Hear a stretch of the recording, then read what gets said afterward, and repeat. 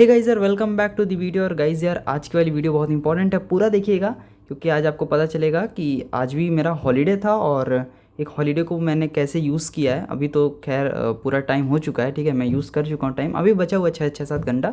लेकिन मैं आपको बता देता हूँ कि किस तरीके से मैंने पढ़ाई की आज पूरे दिन और आप किस तरीके से कर सकते हैं। चलिए देखते हैं, वीडियो में आगे बने रहिए। देखिए, सबसे पहले मैंने यहाँ पे ऑर्गेनिक केमिस्ट्री पढ़ी है क्लास 11th की, ठीक है। अभी ये पूरा नहीं कंप्लीट हुआ है, ठीक है। इसमें हमारा मैं अभी पढ़ रहा हूँ नॉमेनक्लेचर फंक्शनल ग्रुप का, ठीक है।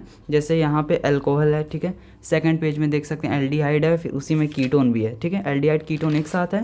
फिर उसके बाद यहाँ पर ये कार्बोक्सिलिक एसिड और एसिड हैलाइड एक साथ है, ठीक है। यहाँ तक मैंने आज पूरा पढ़ लिया है और इसका मतलब ये है कि इतना मेरा जो है अब मैं रिवाइज कर सकता हूँ। अगली बार के लिए ये मेरा रिवीजन वाला टॉपिक हो जाएगा, ठीक है। अब जैसे देखिए, क्वेश्चंस अगर लगाना है तो क्वेश्चंस तो अभी मैं नहीं लगाऊंगा, ठीक है। पहले ये पूरा कंप्लीट हो जाएगा तब देख सकते हैं। यहाँ पे बुक रखी हुई है नीट यूजी की केमिस्ट्री, ठीक है, फिज़िक्स वाला की बुक है।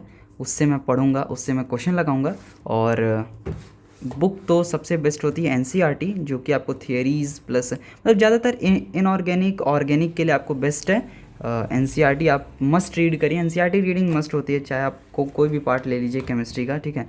अगर आप वो नहीं पढ़ेंगे तो आपको समझ नहीं आएगा कि बुक का अप्रोच कितना है हमें बताने का।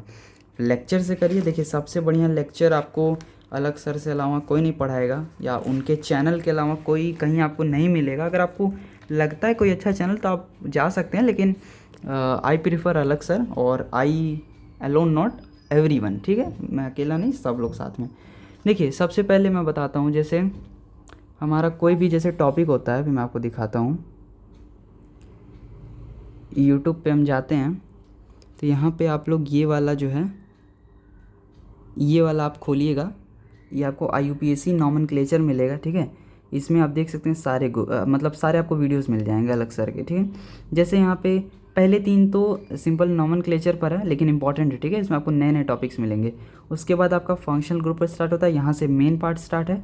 तो मैंने देखिए अल्कोहल पढ़ लिया है, मैंने एल्डिहाइड कीटोन पढ़ लिया है, कार्बोक्सिलिक एसिड और एसिड हैलाइड पढ़ लिया है।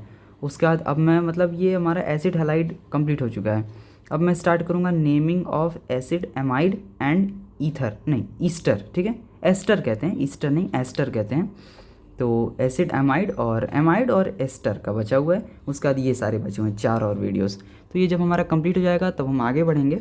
आगे बढ़ेंगे मतलब का ये है कि इससे हम रिवाइज़ करेंगे, ठीक है, रिवाइज़ करेंगे। साथ में हम जो है फिज़िक्स में जो हमारा चल रहा है ग्रेविटेशन चैप्टर, उसको भी कंप्लीट करेंगे। तो गाइस काफ़ी मतलब पढ़ना पड़ जा रहा है सुबह से लेकर शाम तक। देखिए, अब मैं आपको बताता हूँ सुबह से क्या हुआ है। सुबह अगर आपका हॉलीडे है तो आप जग जाइए 6 o'clock पर, ठीक है। 6, 6:10, 6:30 तक आप जग जाइए, ठीक है, ट्राई करके। क्योंकि अगर आपका स्कूलिंग भी रहता है तो आप उतने तक तो आपको जगना ही होता है। 5 o'clock 5:30 तक आप जगते ही हैं। तो वही सिंपल सी बात है, आप छुट्टी वाले दिन भी जग जाइए, आपको ज़्यादा टाइम मिलेगा पढ़ने के लिए। और एक सेकंड में कैमरा को अपनी तरफ कर लूँ ताकि मैं आपको बता सकूँ। तो गाइस इधर देखिए, सबसे पहले देखिए, अगर आपको 6 o'clock पे अगर आप जग जाते हैं तो उसके बाद आपको 6 से 12 तक 6 आवर्स मिलते हैं, या फिर आप 11 तक या 10 तक ही ले लीजिए, तब भी आपको 4 to 5 आवर्स तो मिलेंगे, ठीक है, पढ़ने के लिए। तो उसमें आप पढ़ सकते हैं। उसमें आप क्या पढ़ सकते हैं, उसमें आप रिवाइज कर सकते हैं, या फिर आप बायो का नेक्स्ट टॉपिक पढ़ सकते हैं। क्योंकि बायो पढ़ेंगे तो आपको थोड़ा सा यहाँ पे अच्छा लगेगा, ठीक है। फिजिक्स लगाएंगे तो आपको अच्छा नहीं लगेगा सुबह सुबह, और थोड़ा थोड़ा सा आपको फ्रस्ट्रेशन हो जाएगा, पूरे दिन आपका बेकार हो जाएगा। तो इसलिए शाम को लगाया करिए फिजिक्स, या दोपहर में लगाइए फिजिक्स, ठीक है। केमिस्ट्री भी दोपहर में। केमिस्ट्री आप पढ़ सकते हैं सुबह में, क्योंकि उसमें बहुत सारे कंसेप्ट्स होते हैं। अब जैसे अब आप सुबह में ऑर्गेनिक पढ़ेंगे तो आपको बहुत अच्छा लगेगा, ठीक है, नए नए कॉन्सेप्ट्स मिलेंगे। लेकिन फिजिक्स मत पढ़िएगा, ठीक है, पहली बात। और जैसे आपका कंप्लीट हो जाएगा, आपका 6 आवर्स, मान लीजिए आप 5 to 6 आवर्स आप अपने रिवीजन और नए कंसेप्ट्स में लगा चुके हैं, ठीक है। या तो आप उसी को कंटिन्यू कर दीजिए पूरे दिन के लिए, मतलब 12 to 3 o'clock 3 o'clock PM, ठीक है, वो 12 के बाद वाला 3 o'clock, ठीक है, वो वाला। तो वो 3 घंटे आप या तो कुछ नए टॉपिक पढ़िए, जैसे फिजिक्स हो गया, फिजिक्स में आप जो चैप्टर पढ़ रहे हैं उसके क्वेश्चंस लगाइए, फिजिक्स में क्वेश्चंस लगाया करिए, ठीक है, सबसे ज़्यादा। उसके बाद जैसे अभी मैं बताता हूँ मैंने क्या किया। मैंने जस्ट जो है सुबह में मैंने रिवाइज़ किया था केमिकल बॉन्डिंग रिवाइज़ करने के बाद, क्योंकि थोड़ा बड़ा चैप्टर है केमिकल बॉन्डिंग, तो थोड़ा बहुत रिवाइज़ करना पड़ता है। और मैंने बायो का रिवाइज़ किया था मॉर्फोलॉजी ऑफ फ्लावरिंग प्लांट्स, ठीक है। ये दोनों करने के बाद मैं आ गया ऑर्गेनिक केमिस्ट्री पर। ऑर्गेनिक केमिस्ट्री को पूरा रिवाइज करने के बाद हमारे पास बहुत सारा समय बचा था, रिवाइज नहीं सॉरी पढ़ने के बाद हमारे पास समय बचा था, तो वो थोड़ा सा आप इंजॉय करिए, ठीक है। आधा घंटा आप लगा सकते हैं इधर उधर, लेकिन ज़्यादा नहीं, ठीक है। आधा 1 घंटा बीच बीच में आप करते हैं, हर बार नहीं, थोड़ा सा। जैसे 3 o'clock तक अगर आप पढ़ें तो 3:30 4 तक आप रेस्ट करिए या फिर कोई और काम करिए, ठीक है। ऐसे ही पढ़ाई में कोई और काम कर लीजिए, आप फ़ोन देख लीजिए ये सब। फिर उसके बाद आप फिर से पढ़िए, और जब आप पढ़ेंगे ज़्यादा तो आपका सिलेबस देखिएगा कंप्लीट हो जाएगा और आपको रिवीजन का टाइम मिल जाएगा बहुत अच्छा। तो देखिए सबसे पहले तो ये वाला जब हमारा कंप्लीट हो जाएगा ऑर्गेनिक केमिस्ट्री, उसके बाद मैं पढ़ूंगा अपना नेक्स्ट चैप्टर केमिस्ट्री में ही नेक्स्ट चैप्टर आता है एटॉमिक स्ट्रक्चर। तो एटॉमिक स्ट्रक्चर मैं पढ़ चुका हूँ, लेकिन उसको मैं फिर से पढ़ूंगा थोड़ा सा और अच्छे से। उसका कंसेप्ट मैं भूल रहा हूँ, क्योंकि वो मैं किसी और चैनल से पढ़ लिया था, तो वहाँ से मुझे समझ नहीं आया, तो मैं अलग सर से फिर वो पढ़ूंगा, और ताकि मुझे समझ में आ सके। अब जैसे कि इतना बताने के बाद बहुत इंपॉर्टेंट चीज़ आती है कि कौन सी बुक से पढ़ें, ठीक है। तो बुक तो आपकी एनसीईआरटी है, वो तो कोई डाउट नहीं है, लेकिन आप जो है देखिए, जैसे मैं आपको बताता हूँ क्वेश्चंस प्रैक्टिस के लिए, ये मैं हटा दे रहा हूँ यहाँ से। क्वेश्चन प्रैक्टिस के लिए आप जो है सबसे अच्छी बुक्स खरीद लीजिए, ये बहुत अच्छी है, ठीक है। मैं हर वीडियो में बताता हूँ क्योंकि ये इंपॉर्टेंट है, ठीक है। क्योंकि हर वीडियो में नए नए व्यूअर्स आते हैं, तो उनको पता चलना चाहिए एटलीस्ट। ये देखिए, ये 3 बुक्स आप खरीद लीजिए, आपको सस्ता पड़ेगा, ठीक है। सस्ता पड़ेगा, अमेज़ोन से सस्ता पड़ेगा, या आप ऐप से भी खरीद सकते हैं, कोई बात नहीं है। ये आप खरीदिए। फिर उसके बाद आप जब देखेंगे क्वेश्चन, जैसे मैं आपको क्वेश्चन ही दिखा दे रहा हूँ, मैं आपको केमिकल बॉन्डिंग का क्वेश्चन दिखाता हूँ। जैसे ये देखिए, ये हमारा केमिकल बॉन्डिंग चैप्टर है, चैप्टर 4, और इस बुक में आपको 11 12 दोनों मिलेगा, ठीक है, चैप्टर वाइज।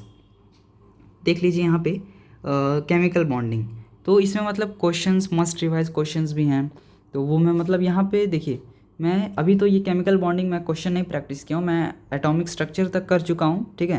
लेकिन उसको भी मैं फिर से करूँगा, कई बार करूँगा तब आएगा, वरना वो तो फिर एक बार करूँगा तो कुछ नहीं आएगा, ठीक है। आपको कई बार प्रैक्टिस करना पड़ेगा question, specially bio physics, specially क्या, तीनों में आपको करना ही पड़ेगा, ठीक है।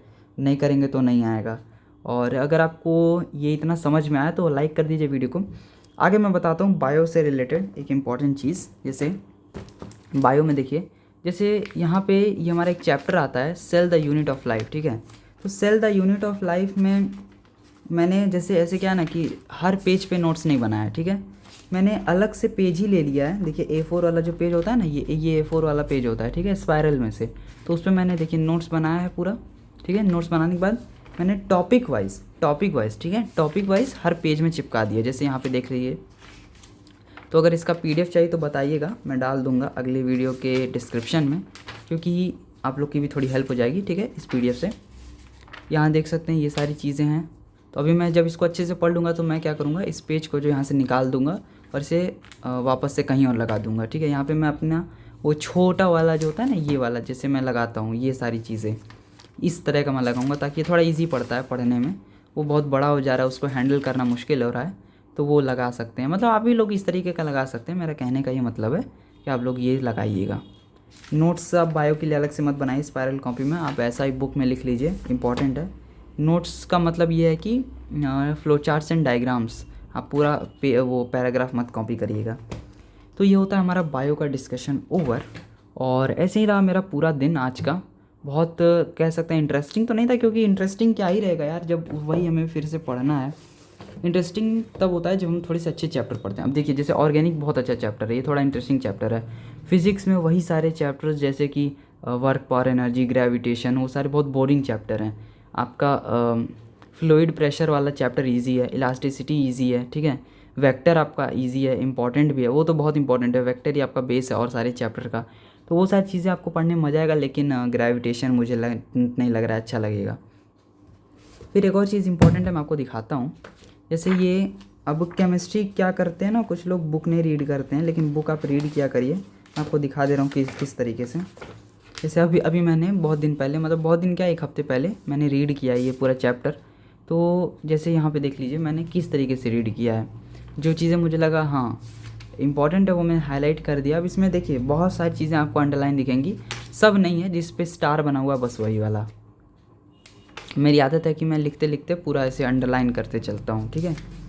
तो वो इम्पॉर्टेंट भी है, ताकि आपको हर लाइन का मतलब अच्छे से समझ में आएगा। आप समझ जाइए तभी आप अंडरलाइन करिए वो लाइन। तो इस तरीके से आप देखिए मैंने केमिकल बॉन्डिंग पढ़ा हुआ है, और थोड़ा मतलब ये थोड़ा कठिन चैप्टर है, थोड़ा कंसेप्चुअल है, क्योंकि अकेले इनऑर्गेनिक में ये बहुत बड़ा चैप्टर कवर करता है बहुत अच्छे नंबर से। और जब से वो सारे आपके निकल गए हैं, जैसे बहुत सारे चैप्टर्स इसमें से एलिमिनेट हो गए हैं, 24 में ही हो गए थे वो तो मुझे लगता है, ठीक है। तो उसके बाद से ये केमिकल बॉन्डिंग बहुत बड़ा चैप्टर हो जाता है, इंपॉर्टेंट चैप्टर हो जाता है, क्योंकि इसमें बहुत सारे टर्म्स हैं, बहुत सारे थियोरीज़ हैं, जैसे वीबीटी हो गया, फिर आपका एमओटी हो गया, फिर वीएसईपीआर हो गया, हाइब्रिडाइजेशन हो गया, फिर मतलब ये सारे देखिए कोवेलेंट बॉन्डिंग के ही थियोरीज़ हैं, लेकिन बहुत इंपॉर्टेंट है। और ये बहुत इंपॉर्टेंट आएगा आपको ऑर्गेनिक केमिस्ट्री में भी, क्योंकि ऑर्गेनिक केमिस्ट्री में ही आपको सिग्मा पाई बॉन्ड का मिलेगा बहुत बहुत सारे क्वेश्चन, फिर आपको हाइब्रिडाइजेशन पे बहुत सारे क्वेश्चन मिलेंगे। और गाइस एक और इम्पॉर्टेंट चीज़, अगर आप यहाँ तक हैं तो देख लीजिए, इसका नोट्स मैं आपको दे दूंगा अगले वीडियो में, अगले नहीं उससे अगले वीडियो में अगर आता है, ठीक है, क्योंकि मैं ऑर्गेनिक केमिस्ट्री का एक अलग वीडियो बनाऊंगा। अभी मेरा कंप्लीट तो हो जाए पूरा, अभी देखिए यहाँ तक मैं पहुँचा हूँ। अभी 3 4 5 फंक्शनल ग्रुप और हैं, फिर उसके बाद हमारा नॉमेनक्लेचर का नहीं, बेंजीन रिंग भी बचा हुआ है, बेंजीन रिंग बचा हुआ है, पॉलीफंक्शनल ग्रुप बचा हुआ है। ये सब करने के बाद हमारा चैप्टर हो जाएगा ख़त्म। चलिए, अगर वीडियो अच्छा लगा तो लाइक कर दीजिए, चैनल को सब्सक्राइब कर लीजिए। मिलते हैं नेक्स्ट वीडियो में, तब तक के लिए गुड बाय।